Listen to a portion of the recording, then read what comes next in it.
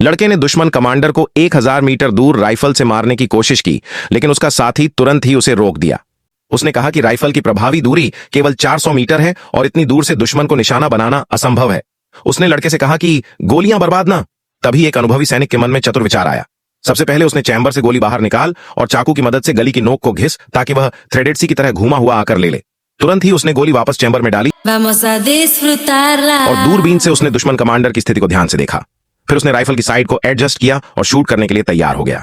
ये देख उसके सभी साथी उसको पागल समझने लगे और किसी को विश्वास नहीं था कि वह दुश्मन को हिट कर देगा। और दूसरी ओर दूर खड़ा दुश्मन सो रहा था कि वह पूरी तरह सुरक्षित स्थिति में है। वह लगातार चिल्ला रहा था और अपने सैनिकों से विरोधी के सामने आत्मसमर्पण करने को कह रहा था, लेकिन अनुभवी सैनिक ने किसी भी ध्यान भटकने वाले चीज की परवाह नहीं की और दुश्मन पर निशाना साधते हुए ध्यान केंद्रित किया।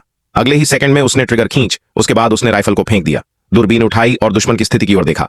ठीक उसी समय जब दुश्मन आत्मसमर्पण की हिदायत दे रहा था, गोली उसके सिर में जा लगी। यह देख दुश्मन सैनिक भयभीत हो गए और तुरंत ही कवर में चले गए। इस एक शॉट ने नहीं केवल दुश्मन के घमंड को तोड़ दिया और उसके साथियों का विश्वास भी जीत लिया।